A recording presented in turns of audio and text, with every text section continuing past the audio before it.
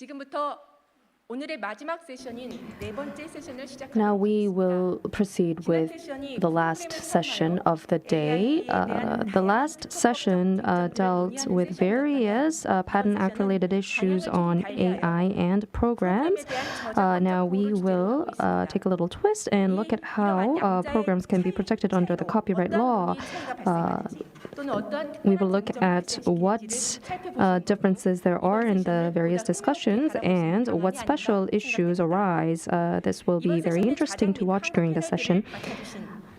I'd like to introduce the Korean moderator and panelists, Seol Bum-sik, the presiding judge of Seoul High Court of Korea, Tae Park, presiding judge of Seoul Central District Court of Korea, and Son Young-eun, judge of Patent Court of Korea. Please give them a round of applause.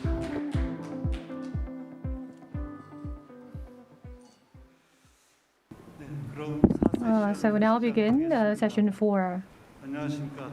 Good afternoon.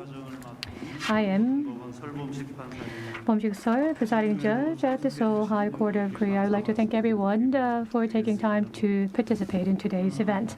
So in the modern society, whether consciously or unconsciously, people without using computer system cannot undertake social activities. So computer programs permeate all aspects of our everyday life, and so that shows that the industry-related computer programs is growing by the day, and also as a result, legal disputes over computer programs is increasing as well. So how to protect the computer programs legally is a subject of much discussion, but in this session, we assume the protection based on Copyright Act, and we will share the experiences of different countries and seek viable directions going forward. So with regards to resolving disputes over Copyright Act, pertinent issues first. Computer programs that are subjected to protection under Copyright Act. Second, the judgment of substantial similarity. And the third topic is how to estimate the damages arising from infringement of copyright. And fourth, the fair use and exhaustion of rights. So we are going to discuss these four topics in this session. We have panelists from China. Joringan, judge from Shanghai High People's Court of China, and Judge Richard Mead, judge in charge of intellectual property in the High Court of England and Wales. Judge Mead has been participating in the third session as well. He will continue on to participate in the fourth session.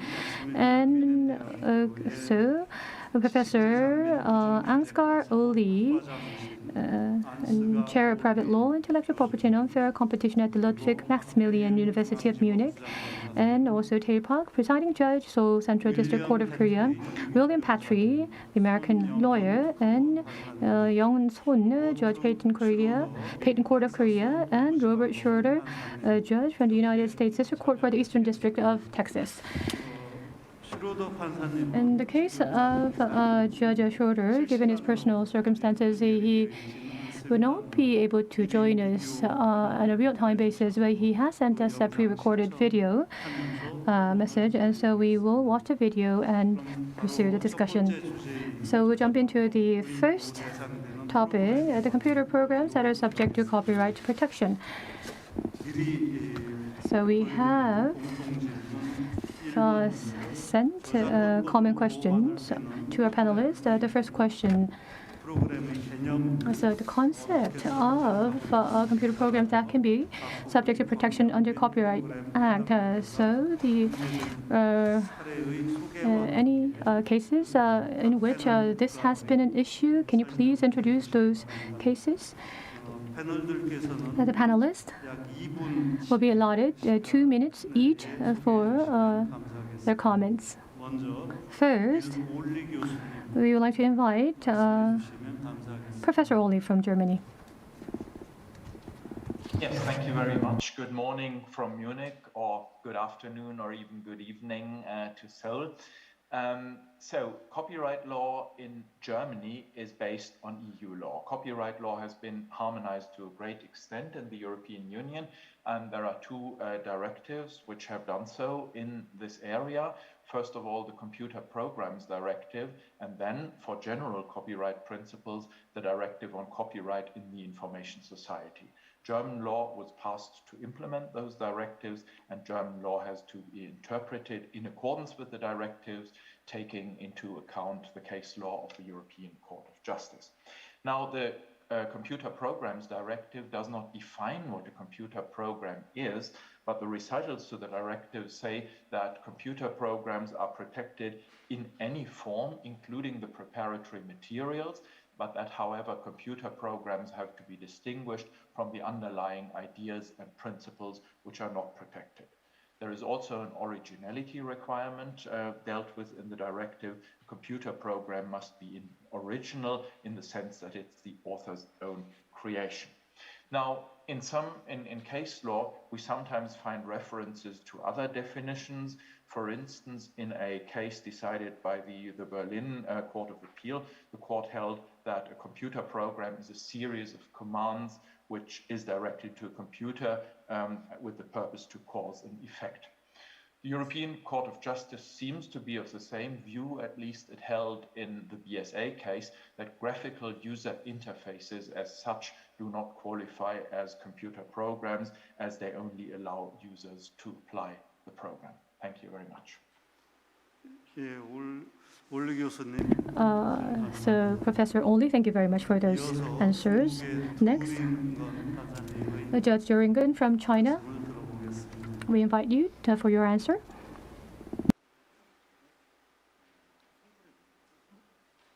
Judge Joringan, we can't hear you. Can you turn on your microphone? If it is off, can you check whether your microphone is on? Correct. Yes, we can hear you now. Thank you. Thank you. Good afternoon, everybody. Article 2 of China's regulations on the protection of computer software stipulates that computer software refers to computer programs and related documents. Article 3, Part 1 provides that a computer program refers to a sequence of coded instructions that can be executed by an information processing device, such as a computer, in order to obtain a result, or a sequence of symbolic instructions, or a sequence of symbolic statements that can be automatically converted into a sequence of coded instructions. Since its establishment in December 2014, Shanghai IP Court has concluded 430 cases of copyright infringement against the computer software, and the legitimate interests of software copyright owners has been protected. Thank you. Thank you very much for that answer. Next, we'll move on to our Korean speaker. So, Judge Park, the floor is yours. Thank you very much. Let me be very brief. For a detailed answer, please refer to the reference book. I also include cases related to this issue. So developing a computer program, you have to set the purpose of the development. In order to achieve that purpose, you need to have a appropriate algorithm to support this purpose. But it does not end there. In the end, the source code and the object code, in the literary form, the program is expressed. And so the computer program is seen as a form of literary work. That is how it is discussed when it comes to protection of copyright law. So like a literary work, among the programs of the plaintiffs, if there is any creativeness, that is specified. And with that work and the defendant's program, computer comparison. The source code is made in order to determine the substantial similarity. And as an assumption or premise for this process, the plaintiff's program, it has whether it is eligible for protection under the Copyright Act is determined. In the case of Korea, as is indicated in the question, the computer program from early on in the Computer Program Protection Act and under the Copyright Act, we have a definition provision. And the definition provision, although there has been slight modification over the years, much of the core content continues to be maintained. So, in order to achieve a certain result, computer and other devices with information processing functions, directly or indirectly, the series of commands, is it expressed in that manner? Well, if you look at the actual cases, whether it is a simple data or it is expressed in a series of commands or instructions. So that was the key focus of the cases. And aside from that, within the large program, partially the plaintiffs, the parts that are claimed for protection by the plaintiff, can they be seen as an independent computer program has been an issue. Whether they can be seen as a computer program has been an issue. So for more detailed explanation, please refer to the reference book. Thank you very much. Thank you very much for that answer. Now we will invite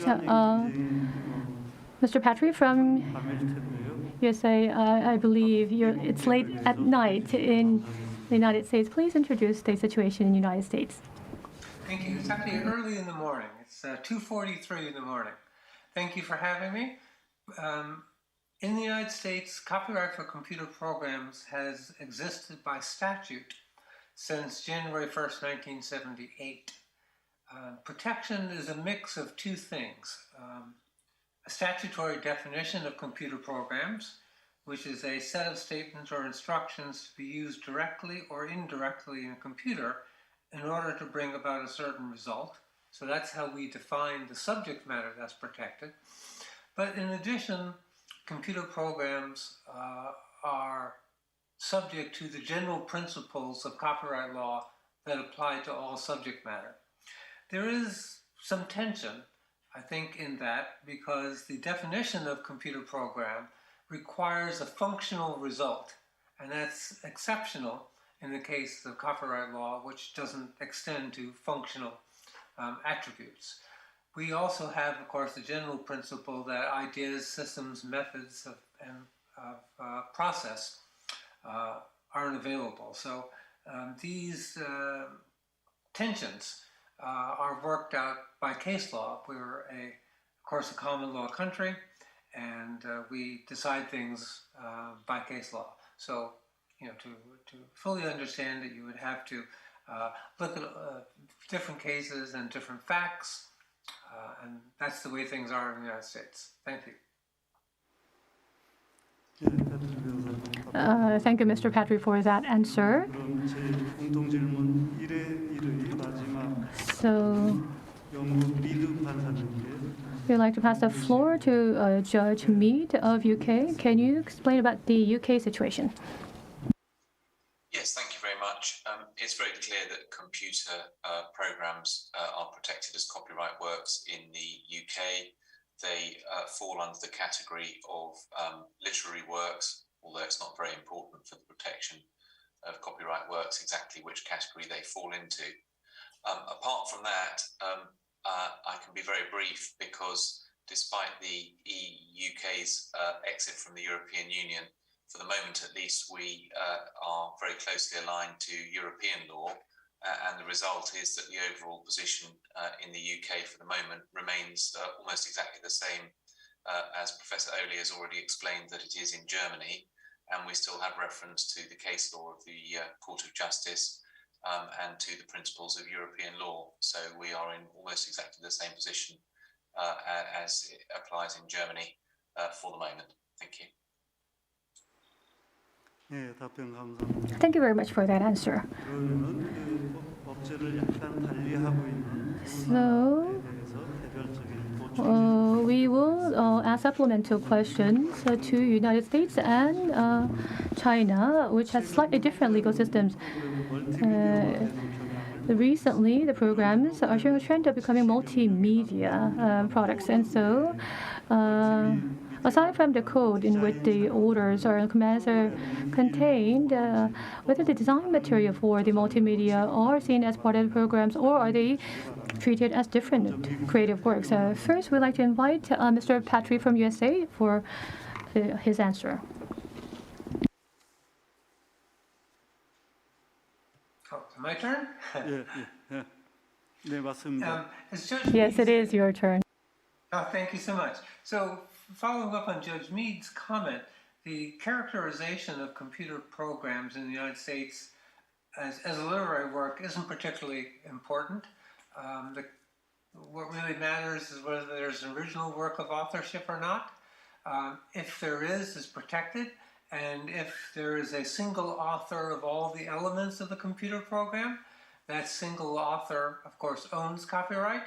For registration purposes with our Copyright Office, we have procedures that would allow a single registration for all of the code elements as well as any visual elements, game elements, and etc. So what matters for us is whether there's an original work of authorship and who owns it. If you own all the elements, then that's wonderful and you can get a single registration and you're protected.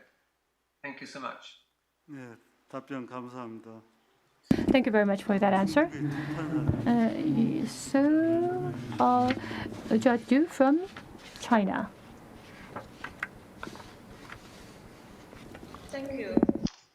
My opinion is it can be protected by China's copyright law as a computer software work. In this case, Hart Company has requested the protection of game software as computer software works for many games, such as Muse Dash, Going to the Moon, and Us in its operation, arguing that the defendant in the case violated the copyright of his computer software by providing free download of his game on the website.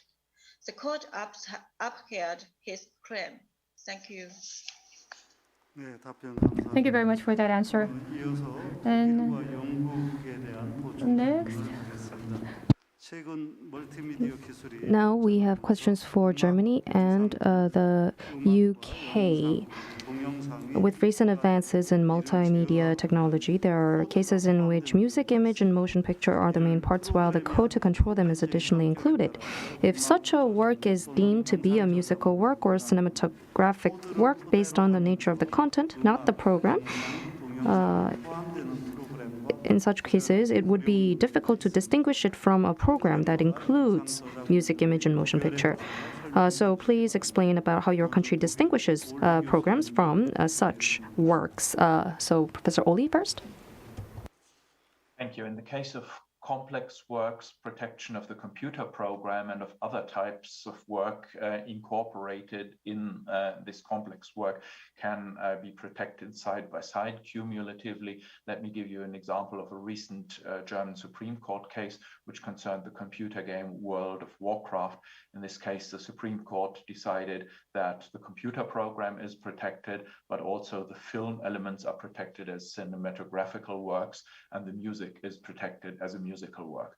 And this is also how I understand the European Court of Justice, which in the case Nintendo and PC Box, although with a very short reasoning, said that computer programs were complex matters and that graphic and sound elements were protected under the InfoSoc directive, which is the general copyright directive in the European Union. I take that to mean that these elements are protected under general copyright principles independent of the computer program protection. Thank you.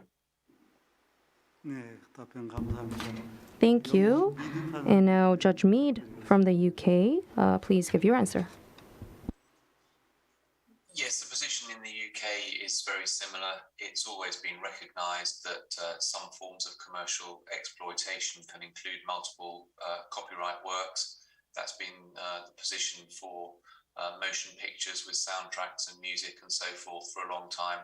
So there is no difficulty in recognizing that with multimedia works, there can be multiple copyright works of multiple different kinds involved, and that will typically be the computer program as a literary work, some of the artwork as artistic works, and so on and so forth. So UK law, as with European law, deals with this by assigning a number of different copyright works which can be protected independently and may well be owned by different people. Thank you. 예, 답변 감사합니다. Thank you for your answer. 공통 질문 두 번째. Now, we will move on to common question number 2. It is whether the font file is deemed to be a program or a work of art. Please explain how your country looks at this issue. First, Judge Du from China, please.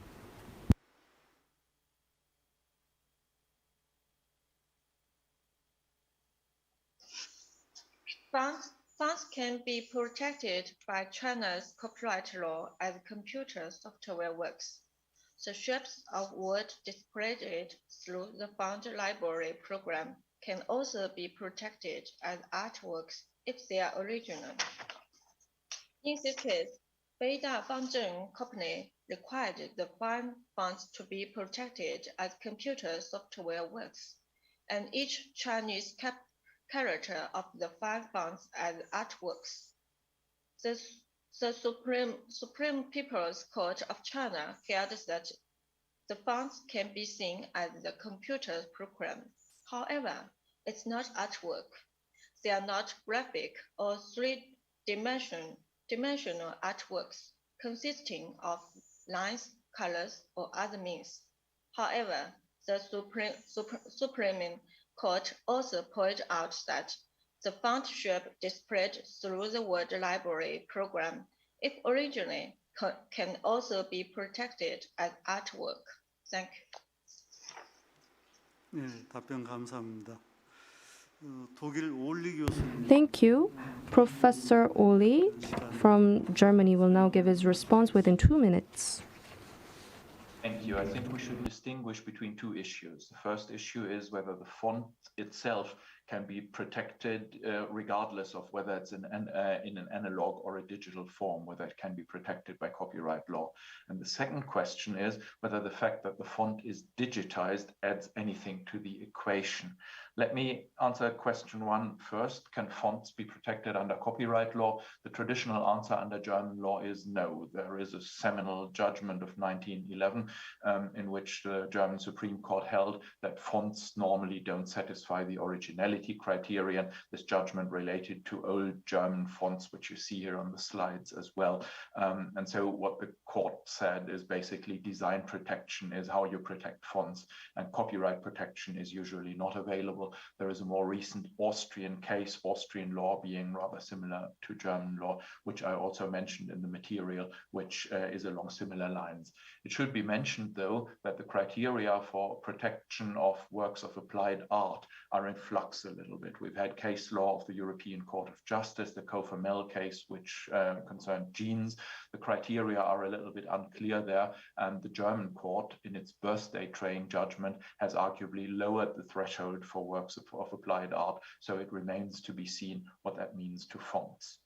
As for computerized, digitized fonts, there is a first instance judgment by the Cologne District Court, which held that fonts can actually be protected as computer programs, but this judgment is criticized in the legal literature because it does not distinguish sufficiently between the fonts as such and the underlying program. I think the prevailing view, with which I also agree, is that basically in most cases fonts are graphical data and they are not protected as a computer program. This may be different in cases like FontForge, for instance, computer programs which allow users to create fonts. They may be protected as computer programs. Thank you. 예, 감사합니다. Thank you. And Judge Mead, the floor is yours. Thank you. The answer for the UK on this question is a short one. Fonts have long been recognised as a category of copyright works, and they are recognized in our commentary as being artistic works. They still have to qualify as original copyright works. So a slavish copy of an old font won't be a copyright work simply because it lacks originality. But in terms of conceptually speaking, whether a font, provided it meets all the other requirements for copyright work, can be a copyright work, the answer is yes, and it's regarded as an artistic work. 예, 답변 감사합니다. 이어서 미국 슈르도 판사님의 And Judge Schroeder's reply will be provided through the video. Typefaces are not eligible for copyright protection. The machine code used to display the font is protectable. An exemplary case is Adobe Systems, Inc. versus Southern Software, Inc. from the Northern District of California. The court in this case upheld the copyright protection of Adobe's font software. A defendant who was accused of copying Adobe's font software argued that, quote, the numerical reference points that define an outline of a glyph were unprotectable as a matter of law, end quote. The court, however, saw the creative aspect of the program, specifically each rendering of a specific glyph, required choices by an Adobe editor as to what reference points to select and where to place those points, and held that the defendant's product infringed the software program. 예, 답변 감사합니다. Thank you. 패트리 변호사님. And now we will hear from lawyer Patry. Thank you very much. This is a topic I love. I think Professor Oli's framework is the right one for the US as well. So the answer is that type fonts, as type fonts in any form, are original, but they're not protected. It is an example of subject matter that's not protected, but could be because of the opposition of authors and publishers who are worried about being infringed. So I think that's regrettable. I think they're very artistic, but they're not protected under US law. What can be protected is software that generates typeface. What's protected is not the digitized version of the font, but rather the underlying computer program that generates it. So it's protected as a computer program regardless of what the particular output is. I worked in the Copyright Office and wrote the regulation on this, and the office is very clear that you are protecting the software and not the font. Thank you. 예, 답변 감사합니다. 한국의 박태일 판사님. And now, Judge Park Tae-il. 한국에 대해서 말씀드리겠습니다. Okay, so speaking for the Korean system, well, as all other panelists have introduced the fonts files that were expressed, or if we look at it under the copyright law or design law, and protection of computer programs under the copyright law, these are the three issues that should be addressed. Well, in Korea, the font itself, through the Supreme Court decision, is not protected. However, the computer program that expresses the font, we explore the eligibility of the program, and if it fulfills all other conditions, then it is deemed as a copyrighted program. And in 2004, with the amendment of the design protection law, while Korea traditionally requires it to be a product, but the font itself can now be protected as a design. Thank you. 설명 감사합니다. Thank you for your explanation. 번째 주제에 대해서 토론은 So this will end the discussion on the first topic, and now we will move on to the second topic. 실질적 유사성 판단. It is the determination of substantial similarity. 프로그램의 실질적 So the common question number one is with regards to determination of substantial similarity, is there an official agency that makes that determination? in your country and what method of appraisal is used in your country. Please explain.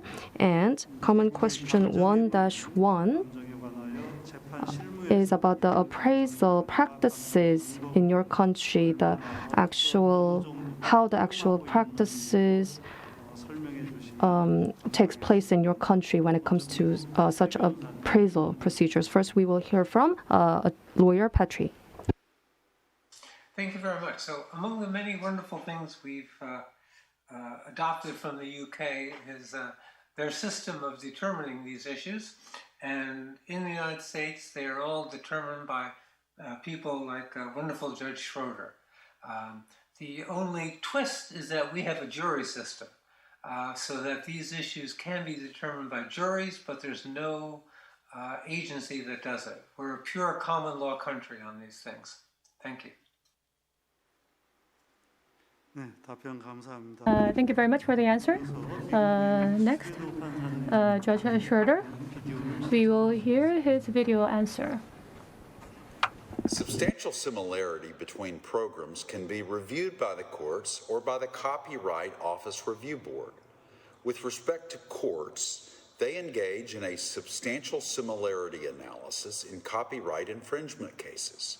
For example, to prove copyright infringement, the plaintiff must show that the defendant had access to the plaintiff's work, and second, that the defendant's work is substantially similar to the protected parts of the plaintiff's work.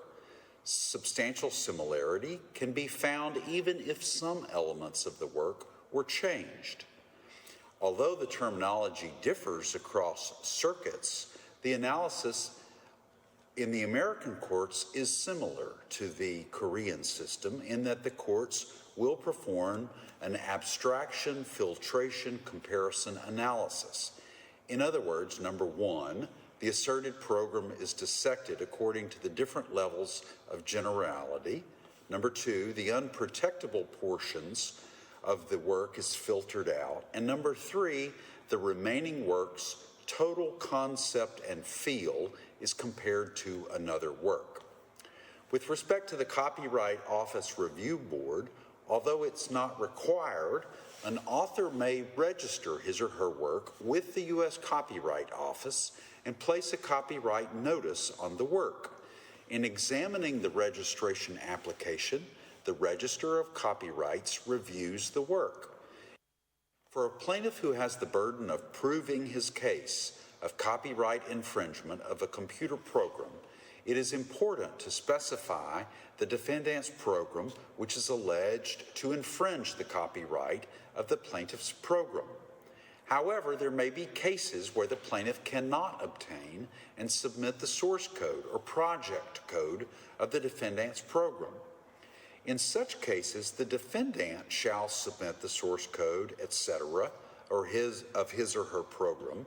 However, even if the defendant submits the source code, the plaintiff may argue that his or her copyright was not infringed by the submitted defendant's program, or the source code was falsified after the incident.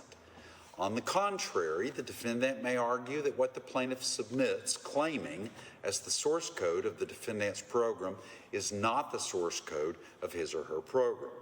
In this case, an erroneous conclusion can be made, even if the substantial similarity is properly appraised.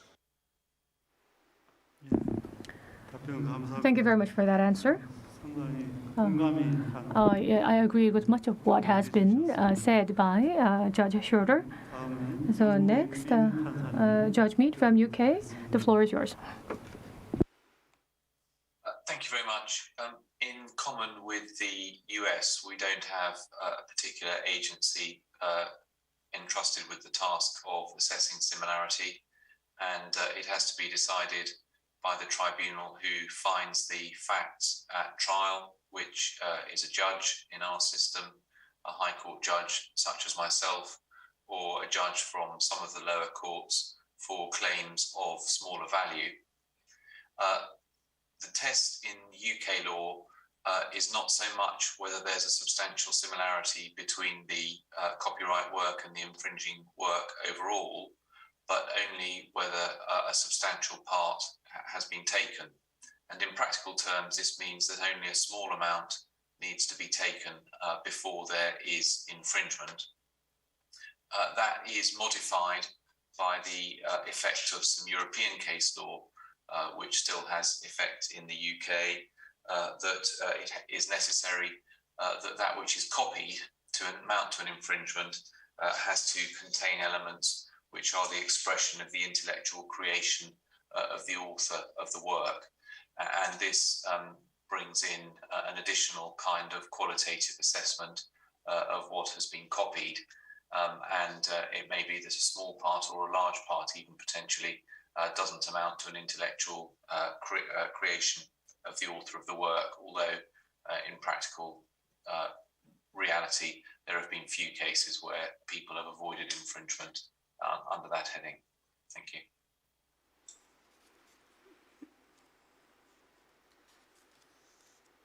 네, 답변 감사합니다. Thank you for that answer. Next, Professor Oli from Germany. The floor is yours. Thank you very much. I must say that I found the questions in part 2 very difficult to answer. And I give you a flippant reason why, and I give you a serious reason why. The flippant reason why is I don't really know how to determine substantial similarity because I'm not a computer expert. It's very difficult to say. We don't have Supreme Court cases in point, and we don't really have very clear guidelines. There is no agency, no appraisal agency in Germany. And what the courts usually seem to be doing is they usually appoint an expert whenever copying is not clear, a computer expert who will point out what the similarities are and what the differences are. When we look at the legal context, I think we should distinguish between the reproduction right on the one hand and the adaptation right on the other hand. The European directive gives both rights, so does German law in interpretation of the directive. And as far as the reproduction is concerned, this time it is my pleasure to refer to what Mr. Justice Mead said earlier, because the same EU Court of Justice cases apply, as does the Infopack case. So even small parts, the reproduction of even small parts can be an infringing reproduction. It all depends on whether the part which has been taken is in itself protected as such. And if that is the case, also the copying of a small part can be a reproduction. The other question is, when is a program an adaptation if there are changes? And let me perhaps answer that in relation to the next question, which I think also still addresses this point. Thank you. 예, 답변 감사합니다. Thank you very much for that answer. 이어서 Next, Judge Joringan from China. We'll hear your answer. Thank you. The Ministry of Public Security of China issued the technical method for software similarity inspection. The comparison method of the source program is to compare and verify its directory structure by name and so on. It's more complicated to compare the target programs. First, the hash values should be calculated for both target program files. If all corresponding by hash words are the same, the software are the same. If hash values are different, follow these 5 steps. When the plaintiff and the defendant dispute whether the defendant's software infringes the plaintiff's software copyright, the appraisal body will identify their contention issues, such as whether the source and target programs of the two software are consistent. The appraisal report issued by the institution plays an important role in finding out if the two software constitute the same or similar technical facts. When Chinese courts hear cases of copyright infringement of computer software. Thanks. 예, 답변 감사합니다. Thank you very much for that answer. So finally, Judge Son from Korea. So the PowerPoint presentation, is it on? Is it up? Yes, it is up. So let me explain about the Korean situation. Likewise, because of time constraint, let me be very brief. Please refer for a more detailed explanation to the reference book. Under the Copyright Act of Korea, a separate agency called the Korea Copyright Commission appraises the similarities through the following process and represents its findings in a percentage. Set the subject and items to be appraised and set the importance and weight of each item. So the Korea Copyright Commission has a lot of experience and knowledge and expertise about this issue. So there are, however, cases where reappraisals are commissioned to other expert agencies, such as a research center under a university. Thank you very much. So with regards to the appraisal agencies and organizations, I think that was a very good comparison that was made. Now we will move on to the next set of questions. When it comes to programs copyright infringement, how are the source codes addressed in your country? Please explain about your country's legal system surrounding that issue.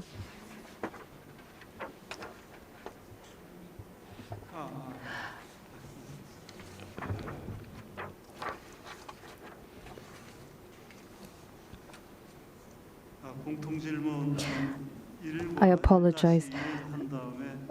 I accidentally skipped multiple sets of questions and skipped to the last part. Okay, let me re-ask the question. We are now going to cover common question number 2. It is about how we specify the source code of the defendant's program in your country. How do you set the method to accurately specify the source code of the defendant's program, and which is suspected to infringe a copyright, or a method to confirm whether that source code submitted by the defendant is what is suspected to infringe a copyright? We will first hear from the Korean panel, Judge Son. Thank you. So for the plaintiff, before filing the suit, the evidence preservation can be filed, and there should be a preparation session for the appraisal. And after looking at the source code, we can identify whether that is the identical source code that is suspected to infringe. And if the defendant refuses, then the specific provision can be leveraged also. For the plaintiff, Article 375 can also be applied in this case. Thank you. Yes, Judge Son made a very brief response. Please refer to the reference book, which has a detailed explanation about the Korean system surrounding this issue. Now, we will hear from Attorney Patry. Thank you. I want to correct one of the slides from before that said that there was a copyright review board. There is no such entity. All of our issues are decided by courts. On this particular issue of specifying the source code, this is not a substantive part of copyright law. It's a procedural issue that's decided under our general federal procedural questions.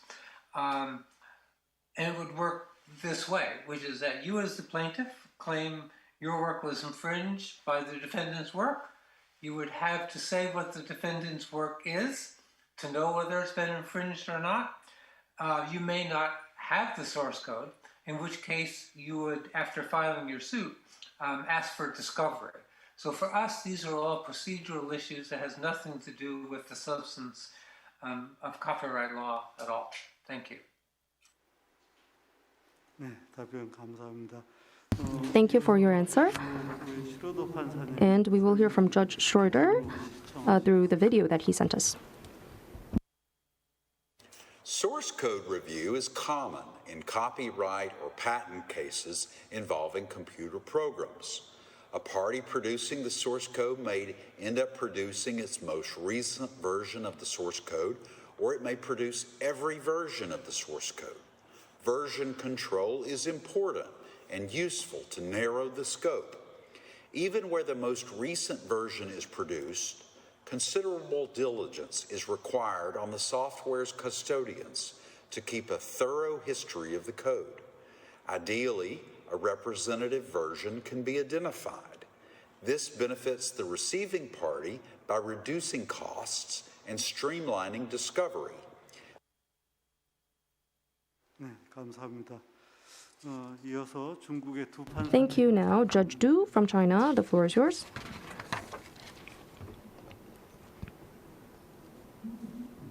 중국 두 판사님. Judge Du, 주시면 감사합니다. the floor is yours.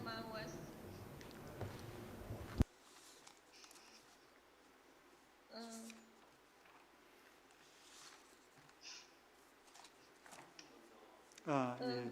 Hello. Can you hear my voice? 예, 들립니다. Yes, we can hear you. 근데 소리는 But 들리는데 we can hear you, but we 영상이 can't 보이지 see you. Your video is off. 다른 분 설명. So perhaps we will move on to a different panelist and come back to you.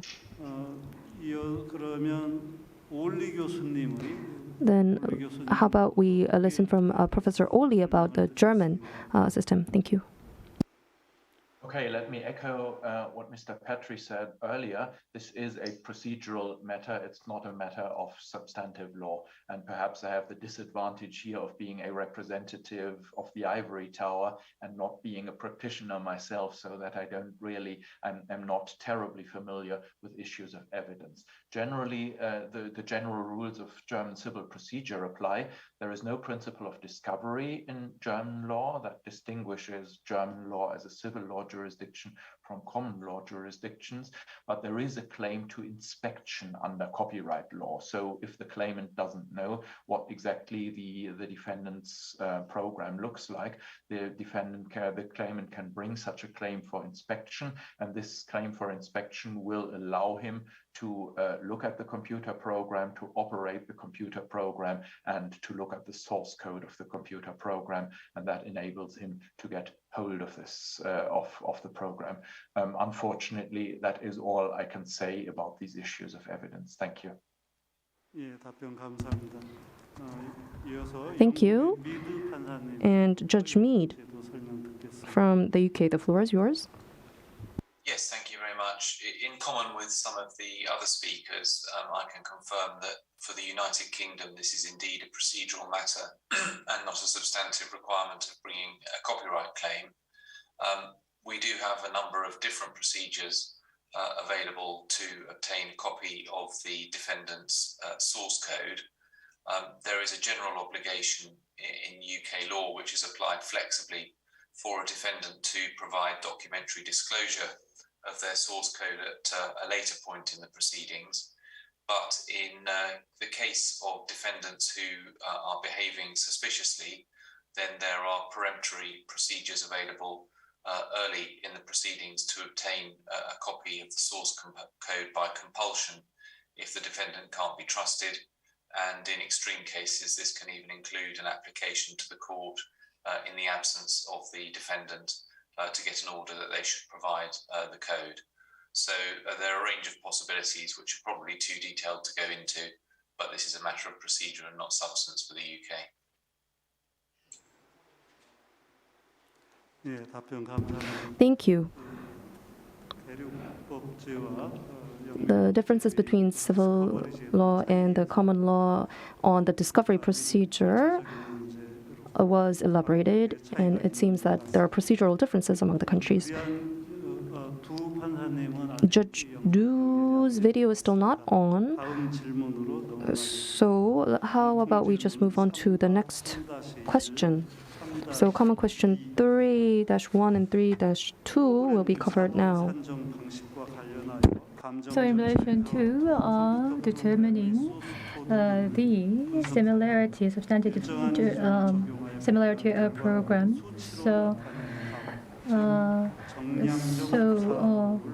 Do you consider the quantitative similarity in the determination of substantive similarity, or is there any other method that is preferred in your countries? First, we asked Judge Mead from UK. Yes, thank you. We touched on this already in addressing one of the earlier questions, but it's very clear for the UK and I think for Europe generally that this is not a task in the judicial fact-finding process that's done by providing a numerical answer resulting from a calculation. It's a qualitative assessment which focuses on the material that's been copied.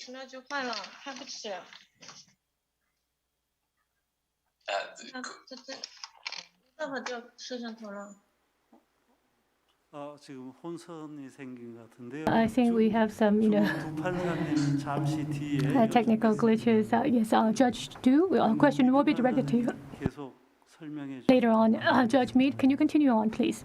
Yes, I was saying it's not a question of a calculation coming to a numerical answer, but a qualitative assessment of the nature of what's been taken.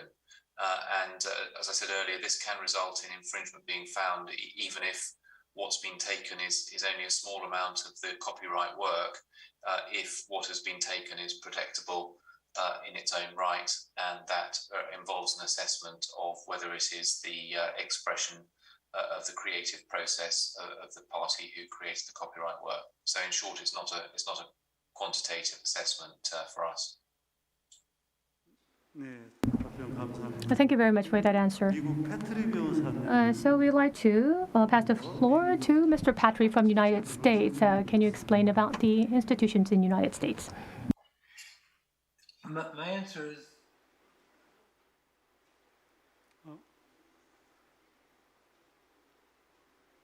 I'm sorry, can you check if your microphone is on? We can't hear you. We can't hear you, Mr. Patry? I think there is connection issues. I'm sorry. Mr. Patry, we are not able to hear you. Can you? yes, my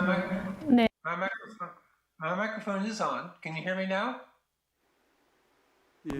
Yes, we are able to hear you now. Okay, so my answer is the same as Mr. Justice Mead's. I would only add that these principles were enunciated with remarkable clarity back in the 1700s by the early UK judges, and we've done nothing to improve on them. In some ways, we've done a lot to take away the genius of their answers on these questions. In particular, the abstraction, filtration, comparison test, which Judge Schroeder talked about. And it's true that that's a dominant approach in the United States. It derives, however, from a treatise writer, and I think it is an inordinately complex, incredibly unhelpful, and leads to only one thing, which is the hiring of experts. And those experts, of course, will have different viewpoints depending upon who's hired them. I think the only complicating factor for software is this. As I mentioned earlier, the definition of software has a functional requirement. It has to be a set of statements or instructions in order to bring about a certain result. So the conflict is really not what standard you apply to find infringement, but how you find infringement for a particular type of subject matter that has a functional requirement and really functional DNA.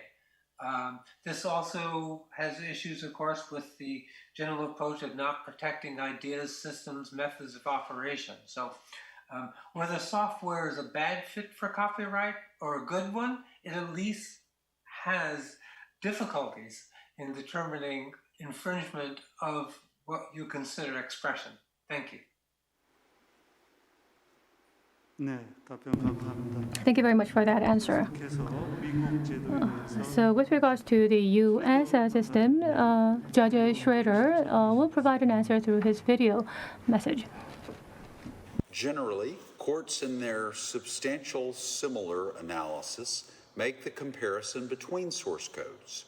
There's not, however, a bright line test or a magic number that determines whether copyright infringement has occurred. Even when there was a large overlap, the accused computer program's use of the other program may qualify as fair use. With respect to fair use, the amount and substantiality of the portion used in relation to the copyrighted work as a whole is a consideration when courts determine whether there was fair use. The district court has discretion to decide to what extent, if any, expert testimony may be used to ascertain substantial similarity, or whether a defendant copied any part of the plaintiff's work. Computer Associates International versus Altia, Inc., a case from the Second Circuit, tells us, quote, "To this end, the two works are to be compared in their entirety, and in making such comparison, resort may properly be made to expert analysis." The standard for copyright infringement is substantial similarity, not just similarity. Thus, a calculation of similarity of programs has an effect, but it needs to be substantial in order to reach infringement. One needs to keep in mind that the fact finder may have to consider literal and non-literal copying. Even if there may not be literal similarities between programs, the similarity analysis is not limited to just literal similarities. Copyright protection extends to non-literal copying as well, so even paraphrasing does not preclude an infringer. In the computer software space, programs can be written with the same purpose and intent. Thus, two programs from different authors having independent creation may appear similar. Thus, analyzing the similarity of programs is challenging. Copyright case law has provided some examples and methods to determine whether there is a substantial similarity between programs. The Altia, or Abstraction Filtration Comparison Test. A widely used test is the Altia, or Abstraction Filtration Comparison Test. Generally, infringement is shown by substantial similarity of protectable expression, not just the overall similarity between the works. Thus, it is necessary to eliminate the unprotected portions from the program. That case dealt with a situation where, upon learning that 30% of a program had been copied from a competitor, Altia had a team remove that code and recode the functionality. Thus, the new version contained none of the competitor's code. The question was whether the new version was still infringing, despite not having any of the competitor's code. The Abstraction Filtration Comparison Test was then born to see whether there was substantial similarity. With respect to abstraction, the first step is to separate the ideas from the author's expression and eliminate from the substantial similarity analysis those portions of a work that are not eligible for copyright protection. The analysis starts with the code and goes backward through the different levels of abstraction, ending at a general statement of the program's idea. For example, the levels of abstraction may be: number one, main purpose; number two, the program's architecture; number three, the modules; four, the data structures and algorithms; five, the source code; and six, the object code. With respect to filtration, at each level of abstraction, the program is then filtered using copyright doctrines that would deny protection, such as the merger or scenes affair. There's comparison. Finally, what is left of the protectable work is compared to the allegedly infringing work to determine whether the defendant copied any aspect of the remaining protected expression. Also, for consideration is the relative importance of the copied portions with respect to the plaintiff's work. Structure Sequence Organization Analysis, or SSO.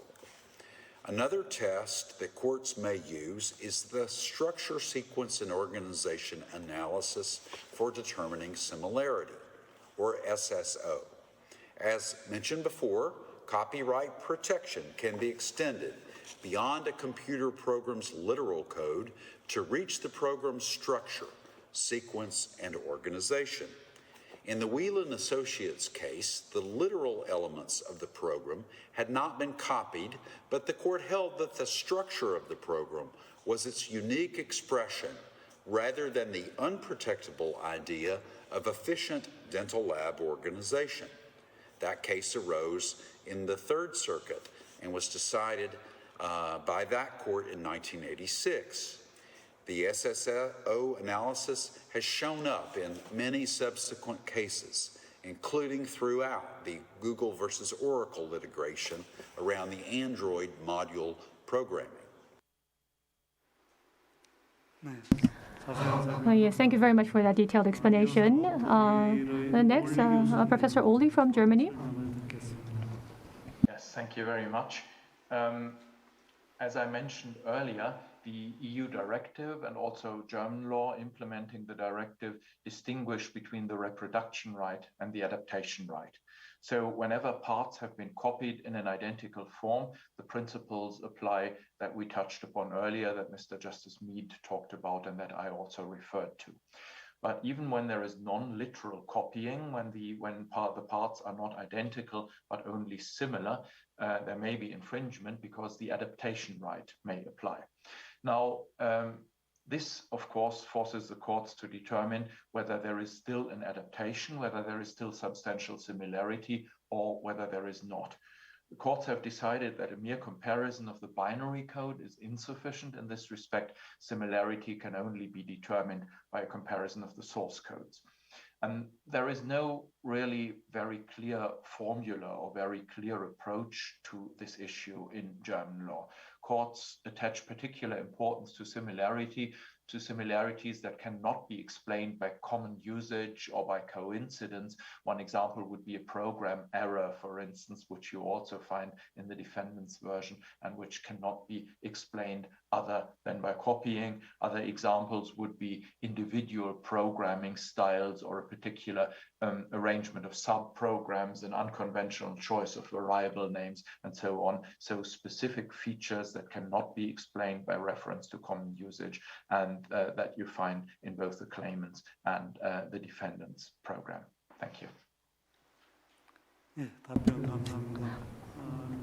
Thank you very much for that answer. Next, from Judge Son from Korea, can you explain about the Korean situation? Thank you very much. In the case of Korea, the objective and quantitative similarity between computer programs is relied on in Korea. The precedents state that the evaluation of substantive similarity is not only based on quantitative evaluation of a similarity. However, in practice, it is noted that there is a close relationship between quantitative similarity and substantial similarity.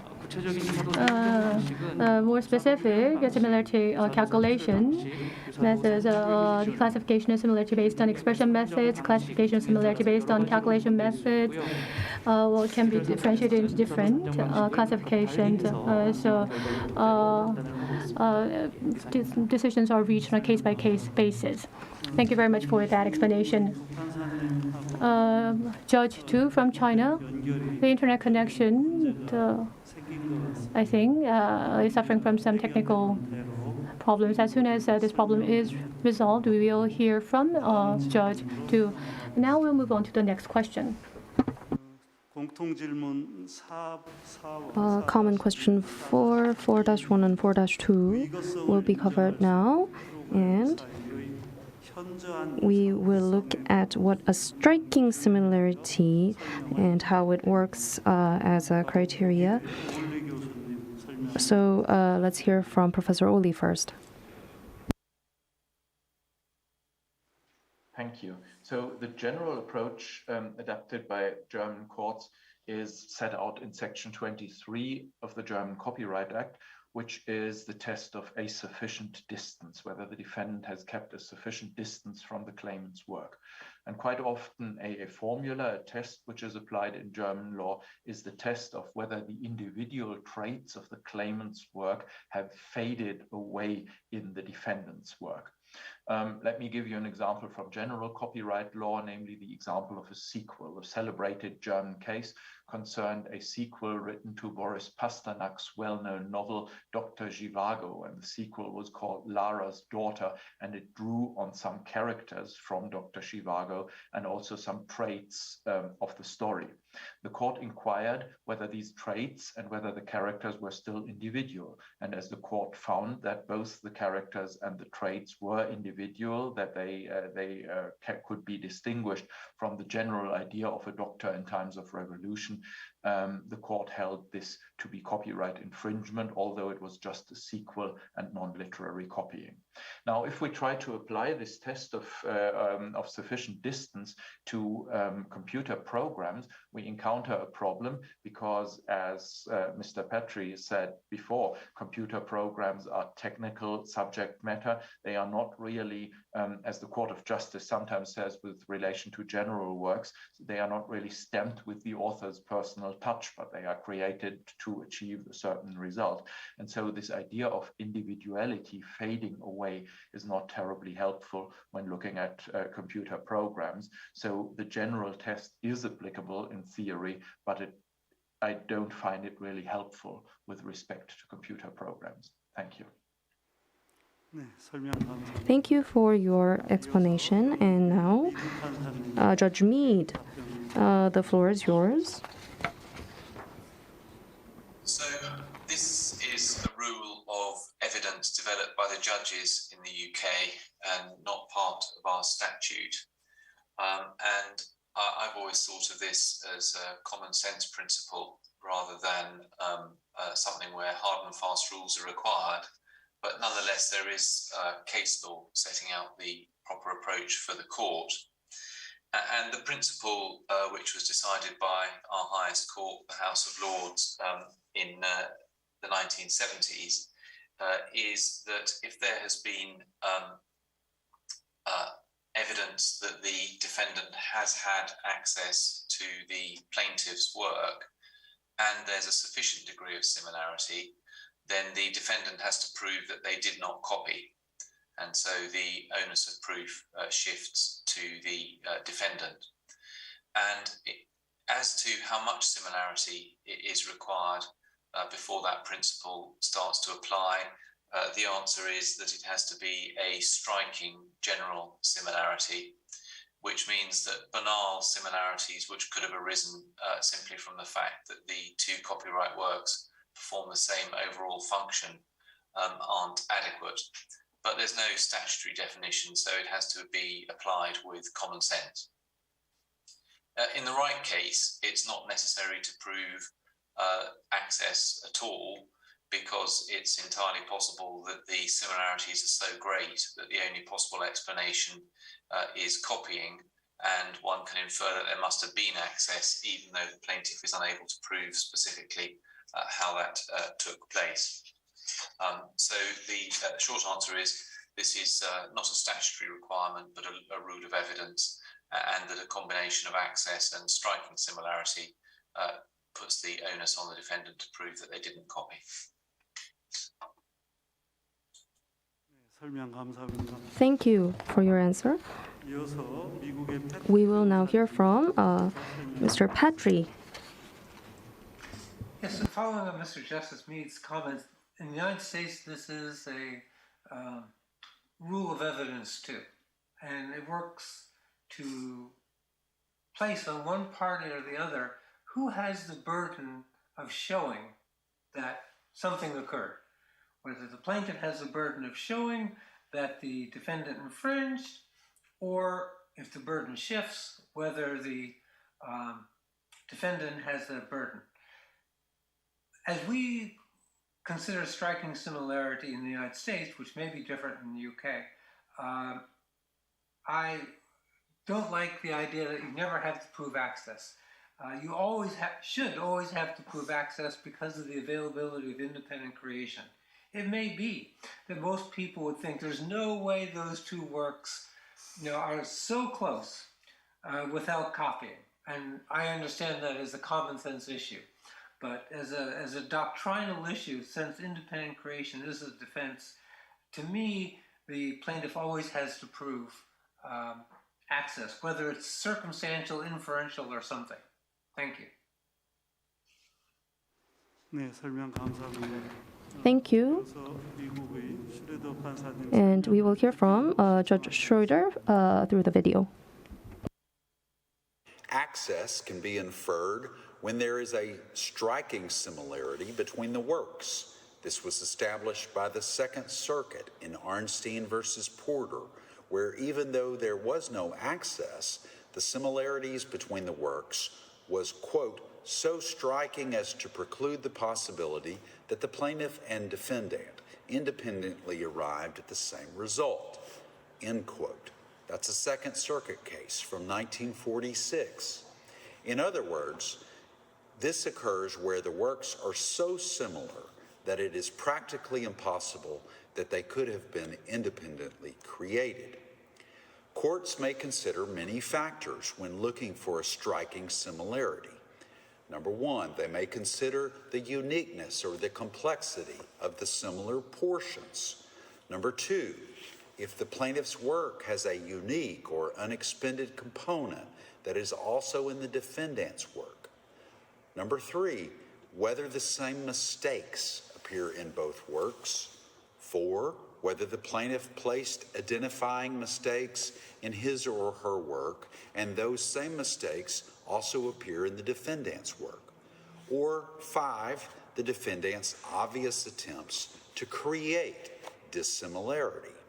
The similarity may be less than verbatim, but there is no striking similarity even where two identical works warrant an inference of access or copying to the extent that, albeit copyrightable, they are commonplace or functional. Striking similarity is the analysis that's used to determine whether copying has occurred, which can then infer access. This is not to be confused with the substantial similarity analysis, which is used to determine whether the copying reaches the level of actionable infringement. Substantial similarity looks at the overall work, whether by expressions of ordinary observers or dissections made by experts. So even if there is a finding of literal copying, there are several other factors in the substantial similarity analysis that would prevent a finding of infringement. Another difference between the standards is the type of proof that is required. Although expert testimony is optional in the substantial similarity analysis, expert testimony is required to establish striking similarity, absent the situation where there was considerable and blatant copying. To prove copyright infringement, the plaintiff needs to show, first, that the defendant had access to the plaintiff's work, and second, that there is a substantial similarity between the plaintiff's work and the defendant's work. These are still two separate elements. Although there may be some overlap in the analysis, satisfying the second element of substantial similarity does not necessarily create a finding of the first element of access. 설명 감사합니다. Thank you for your explanation. Moving on, Judge Zhu will give us her answers on common questions 2, 3, and 4. So the floor is yours, Judge Du. 네, 두 판사님.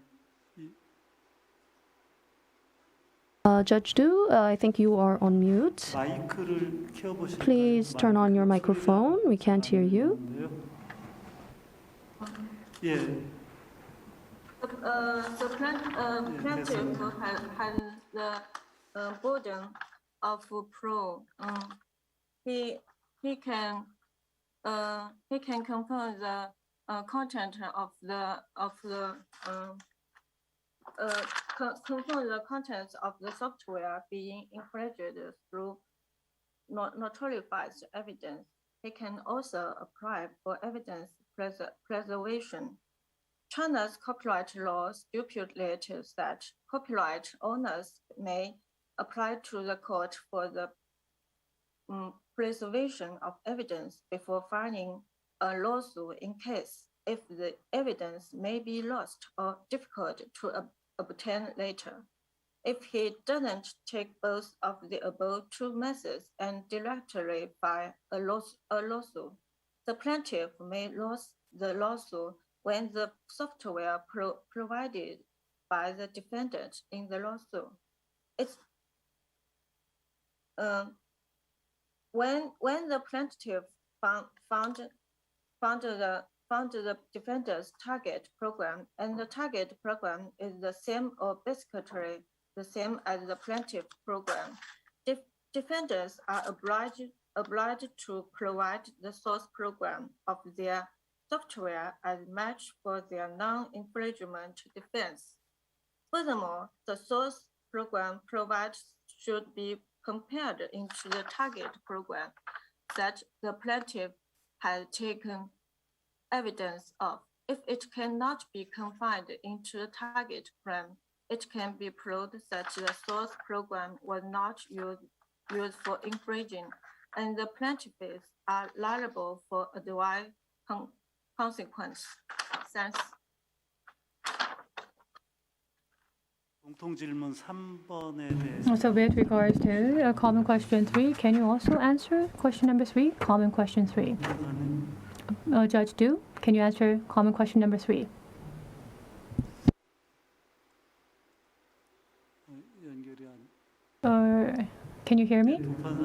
Judge Du, 공통질문 3번과 an answer to common question 3 and 4. Can you provide an answer to these questions? In China, it is usually determined whether the two programs constitute substantial similarity by comparing the two source programs. However, when the defendant refused to provide the source program, the two target programs need to be compared in order to make a judgment. The above comparisons are carried out by professional accreditation bodies. The coder shall make a comprehensive judgment on the basis of the appraisal and the circumstances of the case. Thanks. 공통질문 4번 Now, could you please answer common question 4 on access? The criteria for striking similarity should apply in the same or essentially the same case, while the criteria of substantial similarity apply in the case where the two are or not identical. In part 1, in case 1, the similarity between the two software is up to 69% in the binary target code. Therefore, the court determined that Super's software violated the copyright of brother company. And the case 2, according to the appraisal opinion, the court held that the infringing software was highly similar to the involved software. In my opinion, it's about question 421 or 422. In my opinion, it should be applied with caution. If the two source program constitute substantial similarity, it may be presumed that it has access to the plaintiff's software. 2, if the two target program constitute substantial similarity, they cannot be used as a criterion for judging content. 3. When the two target programs constitute substantial similarity, it can be used as preparation for judging content. If the defendant failed to give reasonable expression for some similarity between the two target programs, such as the common defense, the same hash value, and so on. In case 1, the court found the following things of the two software are the same. In case 2, both programs have the English brand name and both information time. Thanks.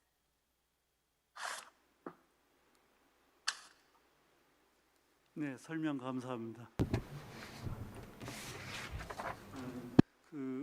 Thank you very much for that answer. 한국의 송판사는 간단히 제도 설명해 주시기 바랍니다. Now the floor goes to the Korean panel Judge Son on the issue of access. In one of the Supreme Court decisions, it is shown that access looks at a possibility of access and if the similarity is acknowledged, then access is established. And if it is so strikingly similar that there is no possibility without access and copying, then access can be inferred. That is my short answer. Thank you. Thank you for your explanation. Now we will move on to question 5. So, with regards to open source material, how do you treat the so-called open source material in terms of copyright infringement of a program? So, we'd like to invite Judge Du from China for your answer on this question. Okay, thanks. If the defense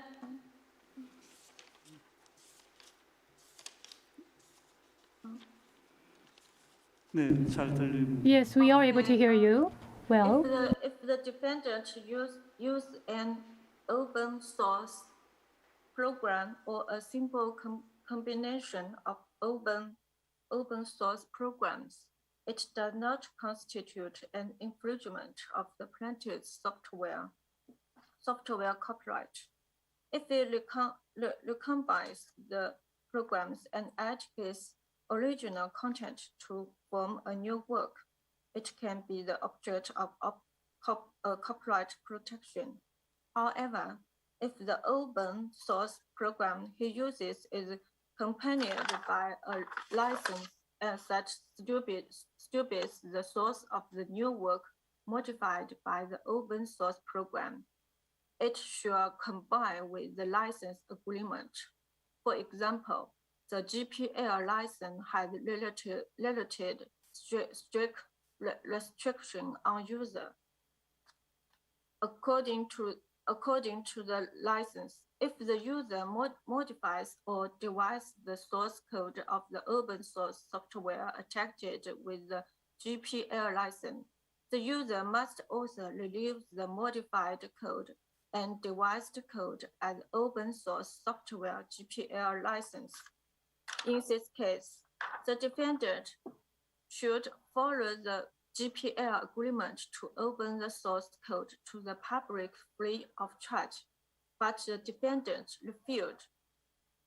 The authorization obtained by the defendant through the agreement has been automatically terminated due to the achievement of the dissolution of the conditions. The defendant constituted infringement due to the loss of the source of rights. About question 521, my opinion is if the defendant claims that what he uses is open source code, the defendant is obliged to give evidence.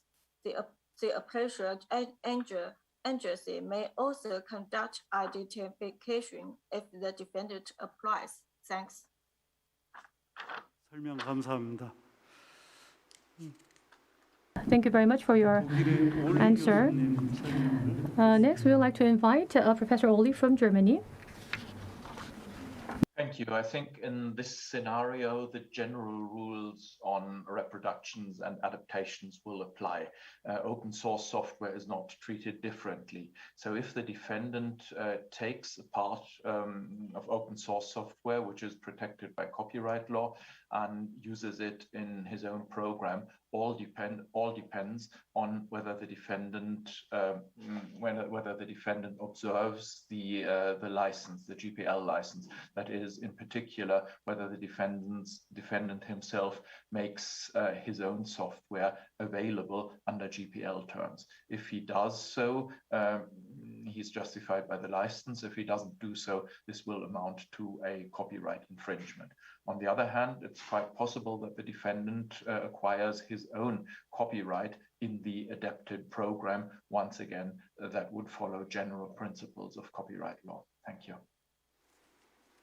네, 설명 감사합니다. Thank you very much for that explanation. 손 판사님, 한국 취급에 대해서 설명. Now the floor goes to Judge Son on the Korean system. So in Korea, the open source software infringement was not found in any precedent, but if the computer program of the defendant infringes the plaintiff's program, in order to decide on such issues, we are considering open source when we are doing appraisal of the similarity, well, excluding open source, or looking at the level of similarity of the open source, or in the process of development, even if open source was used, the value as a trade secret is not automatically denied. That was what the precedents showed. Thank you.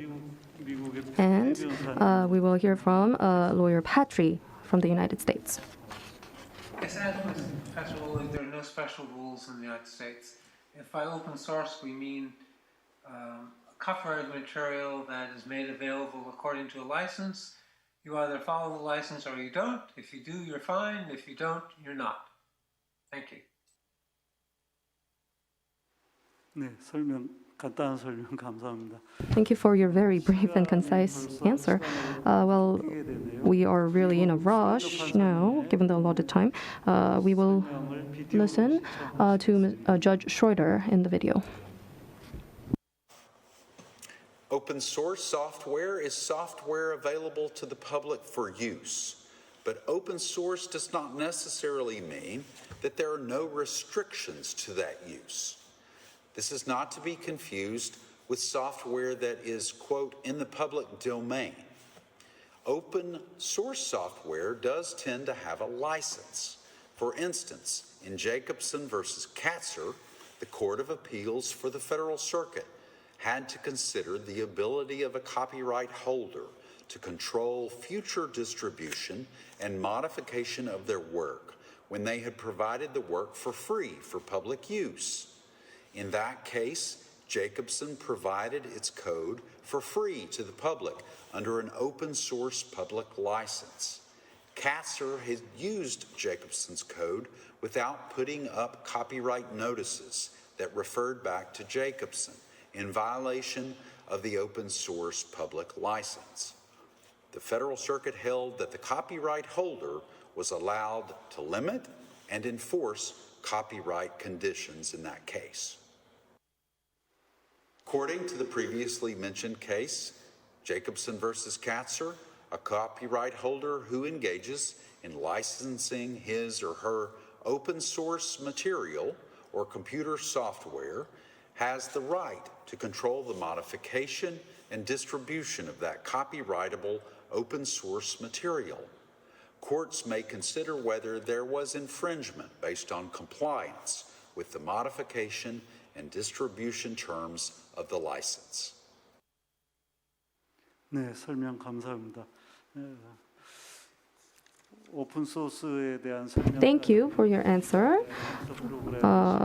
Explanations on open source and the degree of similarity of computer programs were discussed under this question. Now we will move on to the third topic, the calculation of damages caused by infringement of copyright in programs. 질문 1번인데요. So we will now move on to common question number 1.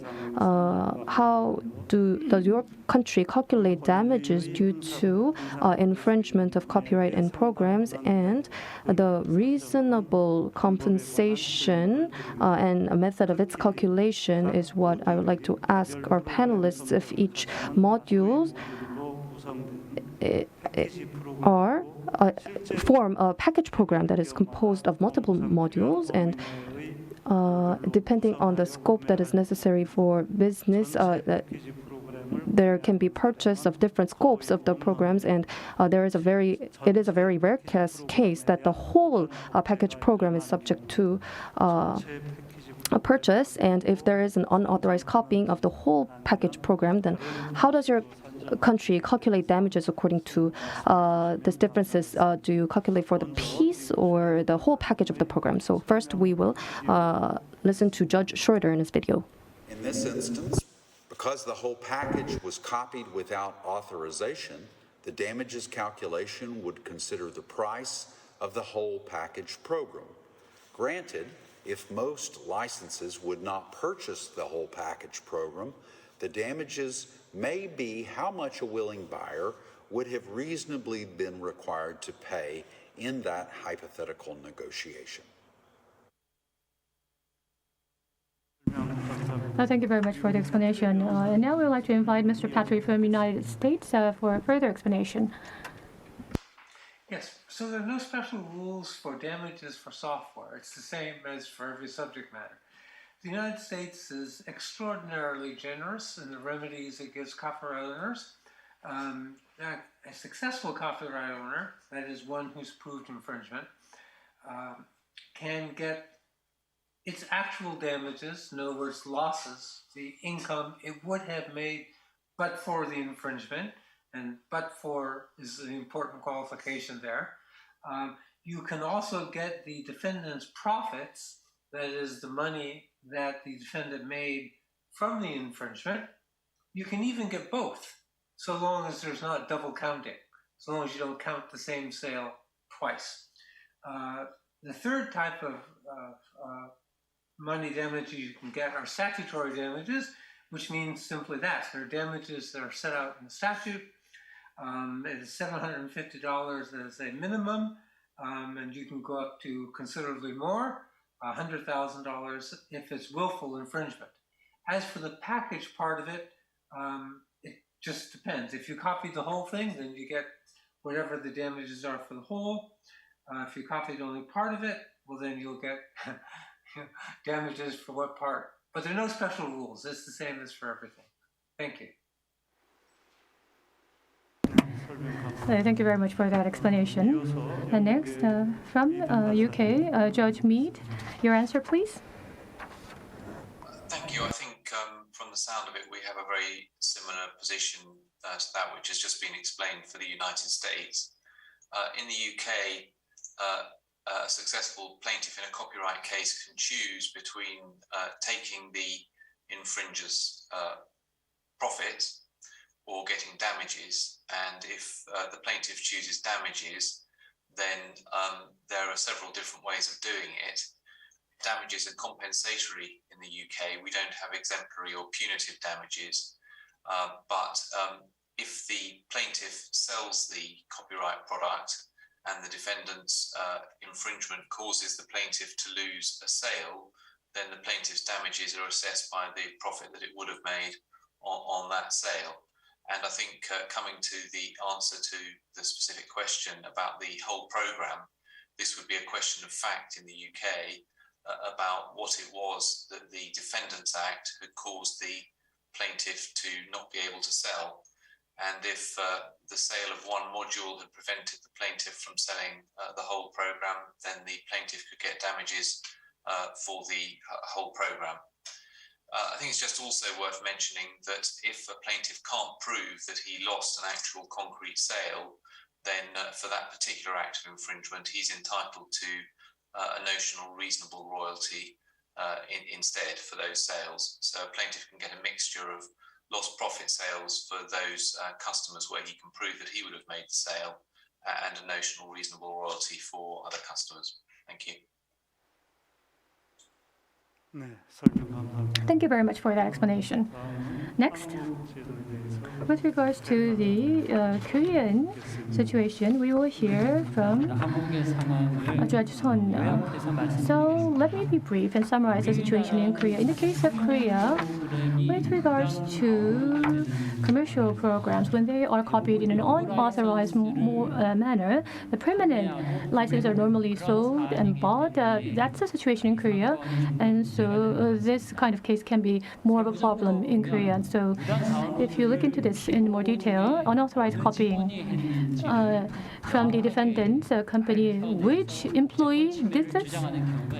There are cases in which employees are identified and illegal reproduction case can be brought forward, filed, and so it can be claimed that the entire package sale related laws should be claimed. However, the consideration for the permanent license, how should it be calculated? Well, that should be left for the determination of the judges. And another aspect is who among the employees of the defendant company engaged in illegal download. Without going into that issue, if somebody in the defendant's company, you made use of the software knowing that it was illegally installed. This is the subject matter of many of the cases in Korea.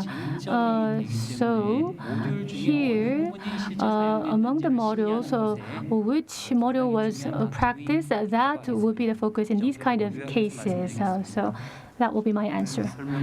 Thank you very much for the answer provided. Next, from China, Judge Du, your answer, please. Please limit your answer to 2 minutes. Thank you very much. Yes.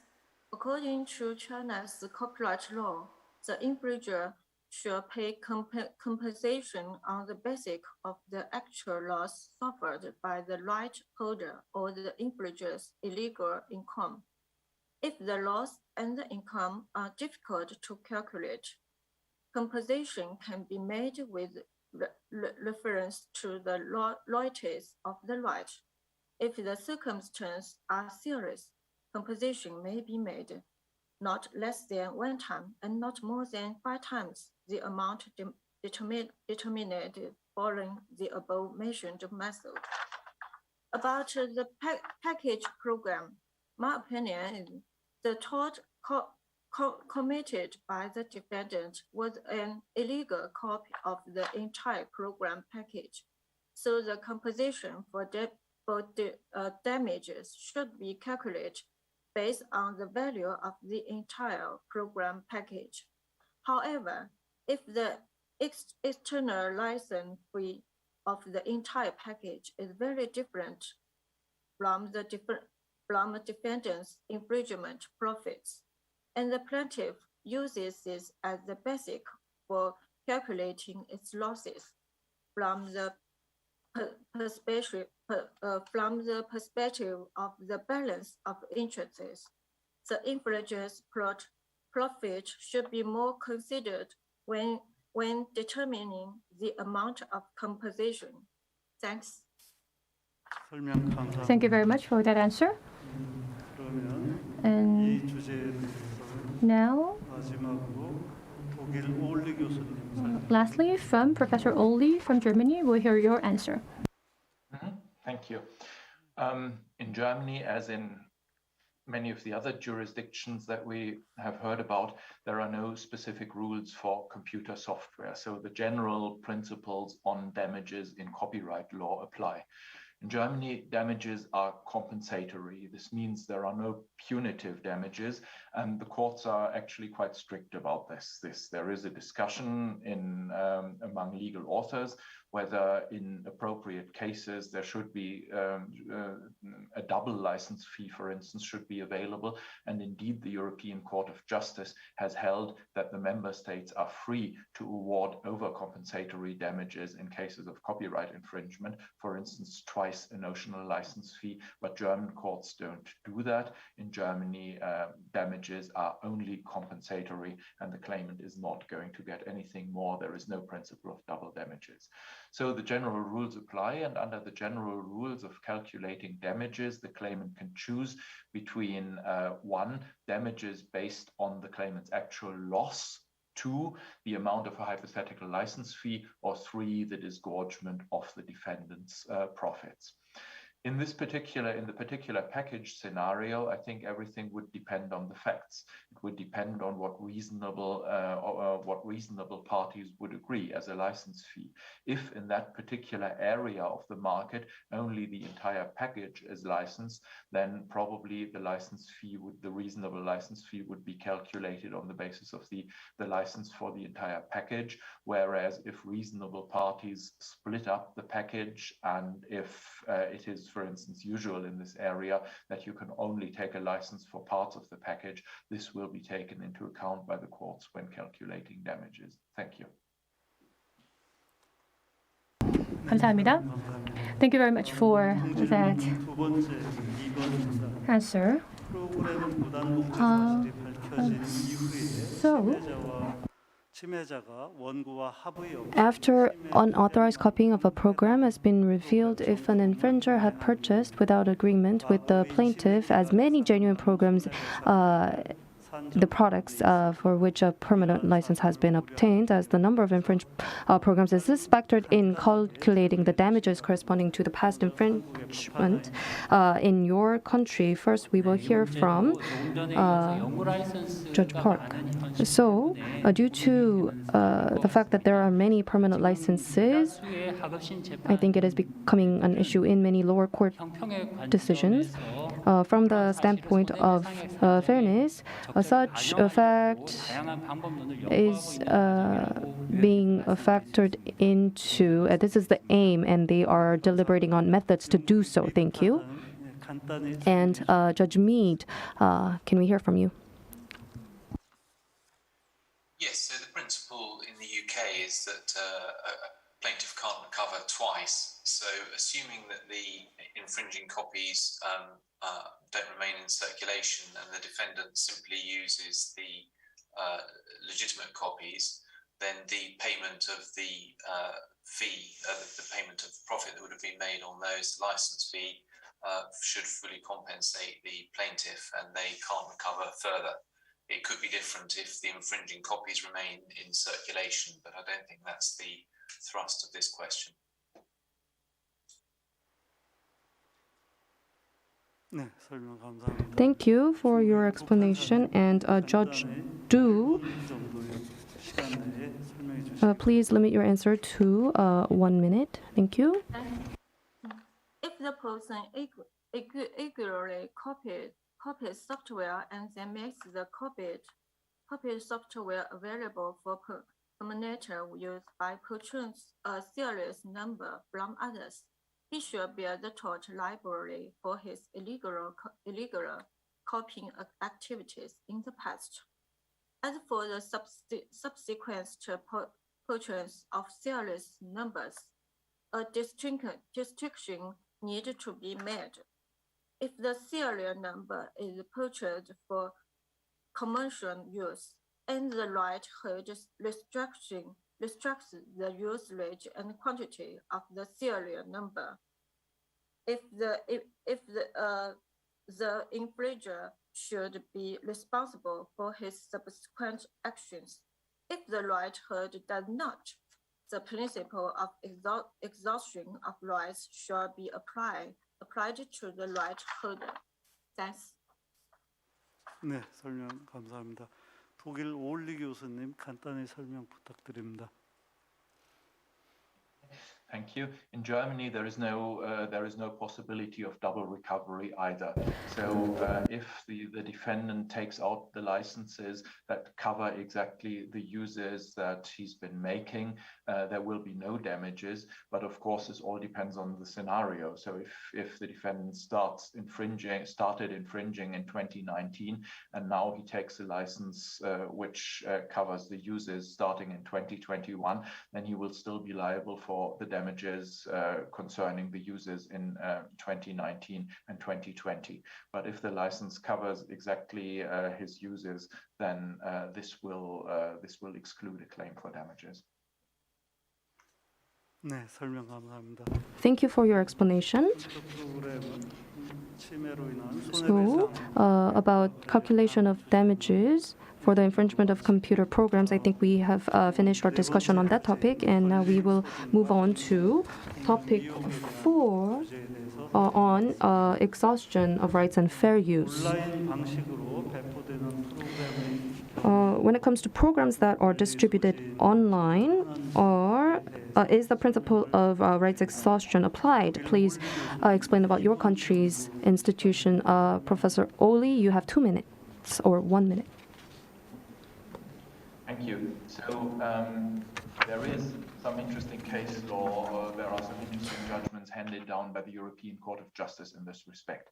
In the case of UseSoft and Oracle, the Court of Justice decided that there is a principle of online exhaustion, so that with respect to computer programs, exhaustion even applies if the copy of the computer program is sold online, and even in cases in which the files have not actually been transferred, but in cases in which the seller only sells the product key, thereby allowing the buyer to actually download the program. This was a surprising case, and many in the copyright community think it's wrong. The Court of Justice said that held that the Computer Programs Directive was a lex specialis, that is, the general principles of copyright law did not apply in this respect, that the directive related to the sale of copies, and a sale of a copy could also be an online sale of a copy, and finally, economically speaking, online transactions and the good old sales of data carriers were economically equivalent. However, recently the Court of Justice took a different view with regard to other works, in particular with regard to audio books in the case of Tom Cabinet. In this case, the Court of Justice held that there is no exhaustion when you sell a copy of an audio book online. And the reasoning in that case was more in line with traditional copyright principles. Only the distribution right is subject to exhaustion, and what goes on in these cases of online sales is not a distribution of a tangible copy. Also, Article 3, Paragraph 3 of the InfoSoc Directive clearly states that the right of communication to the public is not subject to exhaustion. So there is a difference here between computer programs and other works, which causes all sorts of programs, particularly in complex works that we discussed earlier. If there is, for instance, a computer game which both contains a program and other types of works, it's very difficult to say whether exhaustion applies or whether it doesn't apply. Many critics in the legal literature think that the oral case was wrongly decided, and I agree with these critics. Thank you. 네, 설명 감사합니다. Thank you for your answer. 슈레더 판사님의 And now we will listen to Judge Schroeder through the video. Whether the first sale doctrine applies depends on whether there was a sale or a license.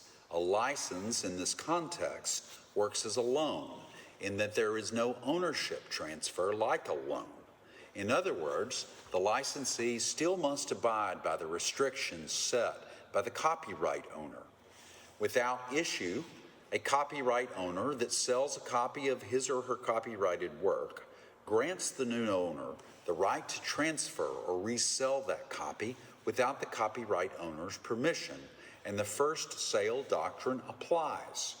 However, if the copyright holder merely licensed the program, the first sale doctrine does not apply. The disputes generally concern whether a sale was made or whether a license was granted.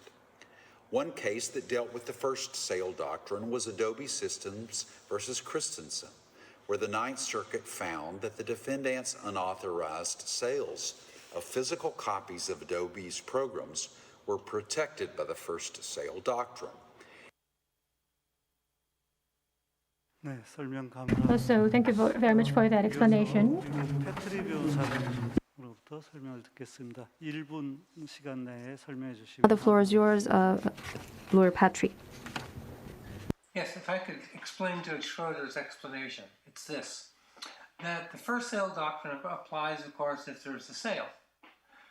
The question of whether there's a sale or not isn't an easy question to answer in the United States for this reason. There is no federal copyright law definition of what a sale is. Instead, that's determined by state law.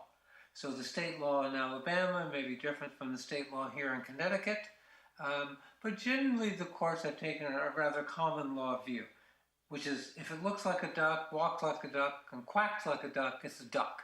If it looks like a sale and acts like a sale, it's a sale, and the first sale doctrine applies. If it looks like a license and acts like a license, it's a license, and therefore first sale doesn't apply. On Professor Oli's point, we do have a specific exhaustion provision for computer programs that are embodied in video games. Thank you. 네, 설명 감사합니다. Thank you for your explanation. Now, Judge Du, the floor is yours. Please make your answer within 2 minutes. Thank you. 감사합니다. My opinion is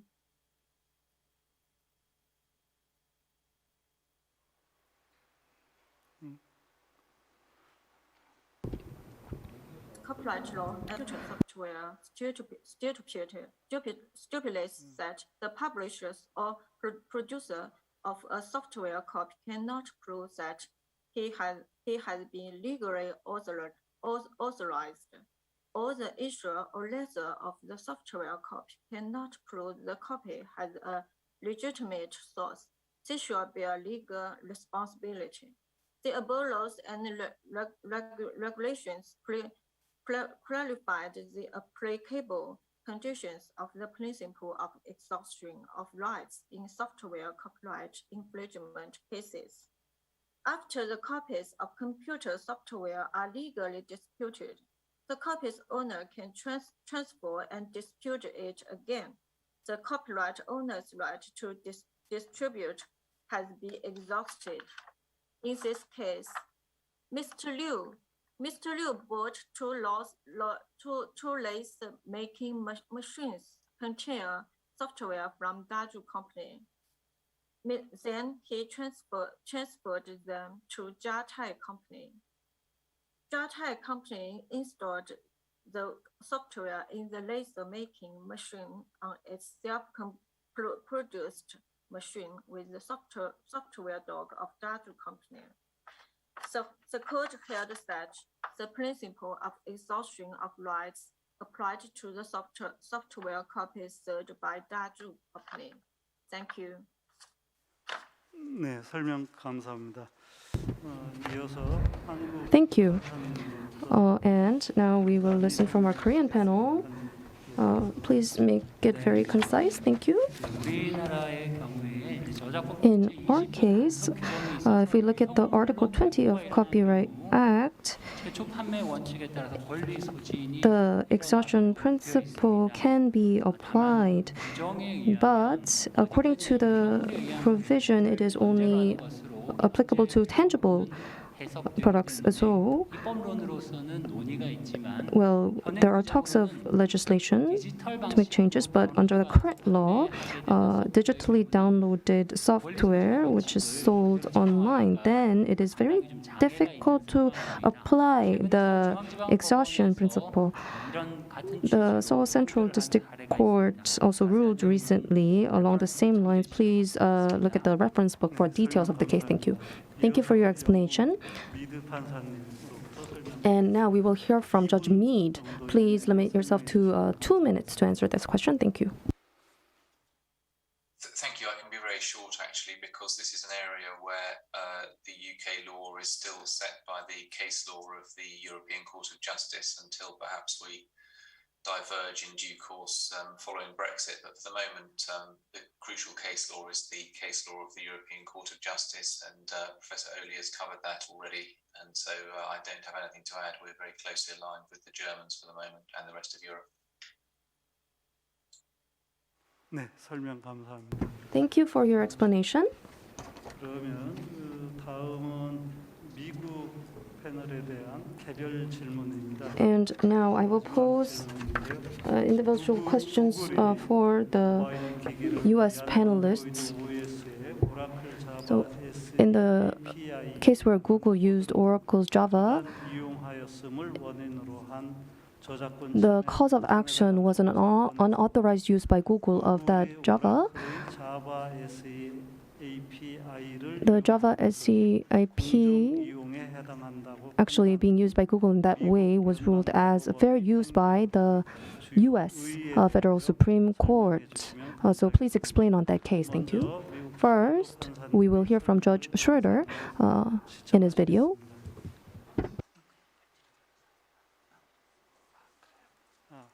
이 부분 영상이 준비 안 된 것 같습니다. 그러면 미국 패트리 변호사님의 설명을 듣겠습니다. Okay, so me, not Judge Schroeder, yes? Okay, so I've worked at Google for 15 years, so you should take that into account. For 10 of those years, I worked on the Oracle case, so I know a little bit about it. The thing to understand about the Oracle case is the very strange posture of it, which is this. There are three issues, as there always is: copyrightability, infringement, and fair use. Copyrightability was decided by the trial judge. He decided that the particular material was not copyrightable. The Court of Appeals for the Federal Circuit reversed that and said that it was. On the question of infringement, that went to the jury, but the jury was told, assume that this is copyrightable. If it's copyrightable, was there infringement? The jury said, yes, since we have to assume it's copyrightable, there was infringement. But then the jury had to decide fair use. And the jury found there was fair use, and the only answer was yes. Right? We have two types of jury verdicts. You can answer specific questions, or you can just simply say yes or no. In this case, the jury was asked to say yes or no. Was it in fair use or not? And the jury said, yes, it was fair use. That was appealed to the Court of Appeals for the Federal Circuit. The Federal Circuit, for reasons of its own, said, no, this was not fair use. That was appealed along with the copyrightability question to the Supreme Court. Our Supreme Court did not answer the copyrightability question, but they did say it was fair use on the particular record that was there. So this is a case where the procedural posture of the case has everything to do probably with the outcome of it. I'd be happy to answer more, but I'm out of time on that. So my only caution is that you really have to understand the procedural posture of the case to understand what's going on. 네, 감사합니다. Thank you. 지금까지 제4 세션에 So this brings us to the end of our discussion in session 4. As you have all heard, session 4 was dealt with how copyright infringement suits play out in different countries and how some sticking points are addressed by these different countries.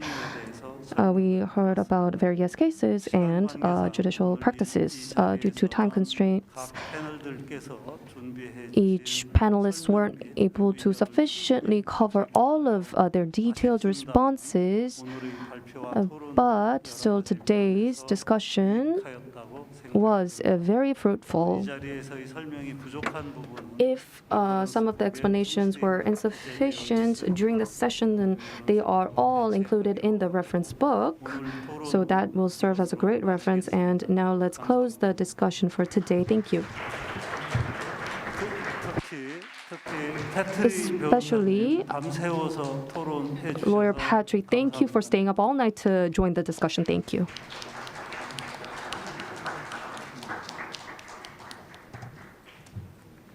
감사합니다. 이것으로 네 번째 세션을 모두 마치겠습니다. Thank you. So that brings us to the end of session 4. Thank you all panelists and presiding judge Sarvam Sheikh for being a great moderator. Thank you.